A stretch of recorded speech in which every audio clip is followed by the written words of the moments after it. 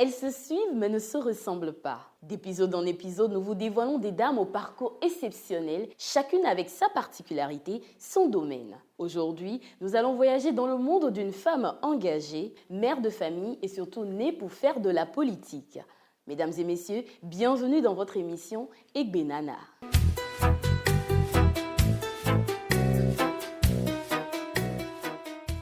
Calme, toujours souriante, elle est l'une des femmes politiques qui ont joué un rôle important dans la promotion des droits de l'homme au Togo. Elle a justement été ministre en charge des droits de l'homme, de la consolidation de la démocratie et de la formation civique en 2010. Depuis le 20 décembre 2018, elle siège au Parlement pour le compte du parti UFC, Union des forces de changement, parti dans lequel elle milite depuis sa création. Je vous présente notre nana, Rita Doris de Souza Wilson. Rita Doris de Souza est née au Bénin et mariée, mère de 2 enfants, 2 filles.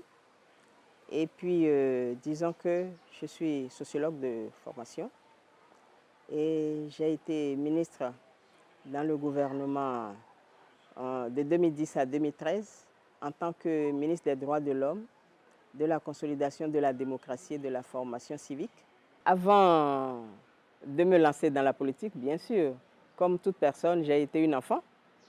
Et une enfant qui a fait le cycle primaire, davantage c'est des religieuses, et qui a beaucoup bougé du fait de l'affectation des parents. Donc c'était avant les indépendances.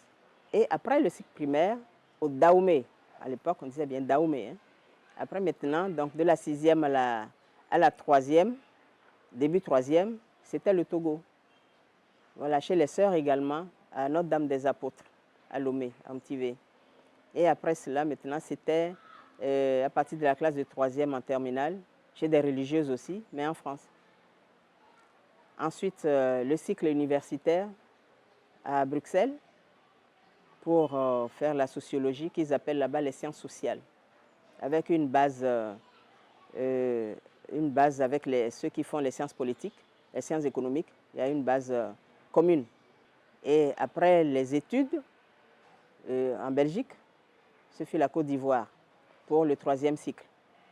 Et après cela, retour au Togo et puis ensuite redépart vers la Côte d'Ivoire. Parcours professionnel, j'ai démarré en Côte d'Ivoire à Abidjan, au ministère du Plan et de l'Économie, dans la direction de la statistique. On s'occupait beaucoup du recensement des populations. Et c'était là que j'ai été repérée et qu'on m'a, comment on appelle ça, affectée au Togo pour travailler à l'UNICEF. Voilà, donc là j'intégrais maintenant le système des Nations Unies, où j'ai travaillé quelques années. Et après l'UNICEF, maintenant, ce fut à Cœur International, sur des projets maintenant, en tant que chef de projet, et des projets vers la base, dans le cadre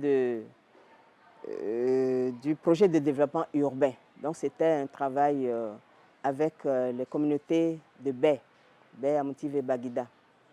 Donc ce fut un travail avec approche largement participative. Et vous voyez déjà, c'est le travail vraiment à la base. Ça. Un travail vraiment avec les bases et du travail très intéressant parce que vous tâtez là les réalités, voilà, que vivent les populations. Et ensemble, ça a été un travail d'équipe, hein, les populations et puis l'équipe du projet. Et après Cœur International, ce fut maintenant à travers également des projets dont l'un avec le ministère de la Santé, financé par l'Union européenne, mais avec, pour le volet technique, c'est avec la GTZ. Donc j'ai travaillé dans l'équipe de la GTZ, qui est maintenant GIZ. Et après, maintenant, c'est là où le temps était arrivé pour que l'UFC entre au gouvernement. C'était le temps où il y a eu la signature de l'accord. Et il m'a été demandé par le président national de l'Union des forces de changement de faire partie du gouvernement. Et j'ai accepté.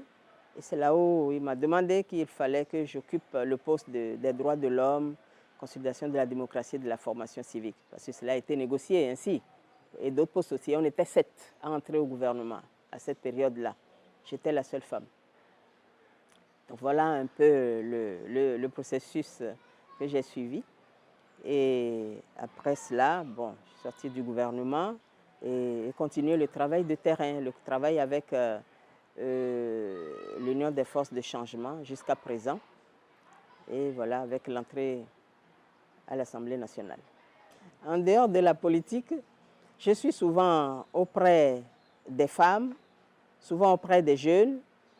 Et des fois, on me retrouve au niveau des orphelinats. On me retrouve auprès des tout jeunes et qui se posent des questions, qui essayent de se retrouver. Et comme ça, on échange et pour des conseils et certaines orientations. Vous voyez, et il y a des moments aussi où, bon, ben, il y a le travail au niveau de certains projets tels que le projet PROSEMA et aussi au niveau des femmes, des jeunes femmes. Bon, voilà, ça dit, vraiment, je ne suis pas trop loin des cibles, quoi. Je suis une femme de terrain, voilà, si je peux dire. Je suis une femme de terrain. Je suis plus à l'aise sur le terrain que dans les écrits, tout ça, c'est un peu sec. Voilà, il faudrait rapprocher les écrits de la cible et la cible vers les écrits. Sociologue de formation, Rita de Souza a débuté sa vie professionnelle dans la société civile, un engagement qui l'a conduite à la politique. Persuadée qu'elle avait une mission à accomplir, celle de défendre les couches les plus vulnérables, elle n'a pas hésité à se lancer en politique pour le développement. La politique coule dans ses veines, nous dira-t-elle. Voilà, à l'époque, je travaillais aux Nations Unies, à l'UNICEF, et à travers les projets que nous gérions sur le terrain, j'ai eu l'occasion de frôler vraiment, de frotter avec des personnes en grande vulnérabilité, particulièrement les femmes et les enfants. Si bien que je me suis dit qu'il fallait faire plus. Or, en fait, quand vous travaillez aux Nations Unies, vous ne devez pas faire de la politique. Mais déjà, ça germait quand même. Ça germait. Et après, quand j'ai quitté l'UNICEF, je me suis lancée dans la politique. Mais avant cela, je travaillais quand même aussi au niveau de la société civile, ce qui m'a permis effectivement de bien réaliser ce qui se passait sur le terrain auprès de ces couches vulnérables. Et j'étais de plus en plus persuadée qu'il fallait faire quelque chose de plus, à un niveau donné, un niveau plus élevé. Et c'est cela qui m'a conduite à faire de la politique. Mais surtout, je voudrais bien préciser la politique pour le développement et non la politique politicienne. Ces classes politiques, Madame de Souza les a faites en observant et en apprenant sur le tas. S'inspirant de la jante masculine, afin de mieux faire, elle se taille une place en tant que femme. Notre Nana députée est une femme de terrain. Pour elle, le travail en équipe est un atout pour des résultats probants. Quand j'ai démarré tout doucement, en observant, surtout en observant la jante masculine, etc. Et je me suis dit qu'il fallait associer vraiment les réalités de terrain avec la politique, à savoir les cibles, les femmes surtout, les enfants, et qu'il fallait s'occuper d'eux. Et dans ce cadre-là, j'étais vraiment tentée de monter des micro-projets pour les aider. Mais quand vous entrez en politique, vous savez, c'est un peu comme une boîte à crabes et vous essayez de vous faire une certaine place. Voilà. Mais sinon, bon, ça s'est quand même assez bien passé. C'est assez bien passé. Quand vous avez des idées, vous essayez de les partager et vous trouvez les personnes avec lesquelles les partager. Et puis, au fur et à mesure, bon, vous faites votre chemin.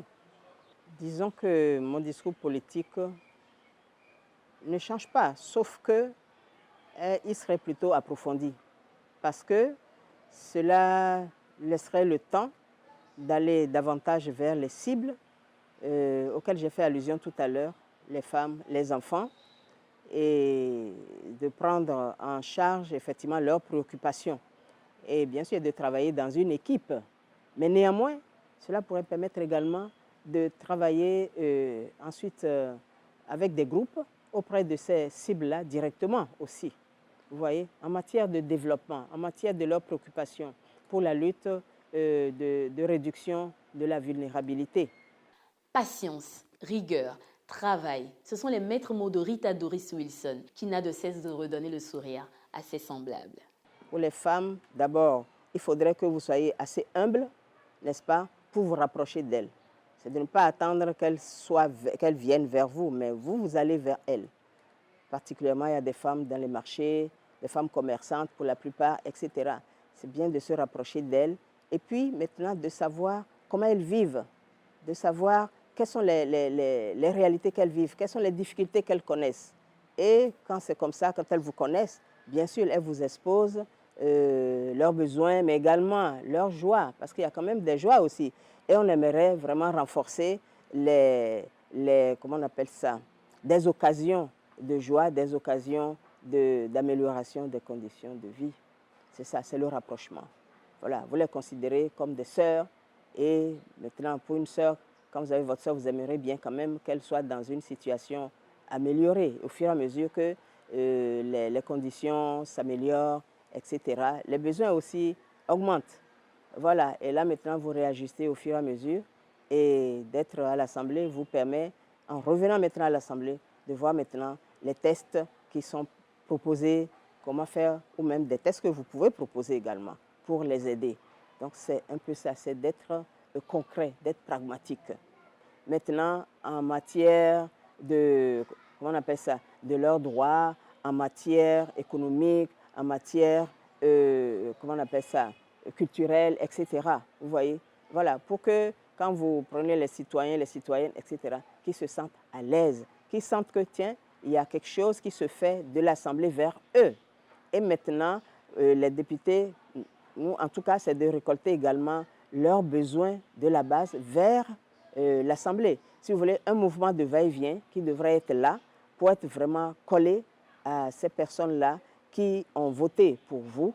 Et avant de voter, vous avez échangé. Et ils ont fait part de leurs préoccupations, etc. Donc, c'est de pouvoir maintenir ce mouvement-là de va-et-vient des cibles vers les tests et les tests vers les cibles. Vous voyez, comme ça, c'est humanisé en quelque sorte.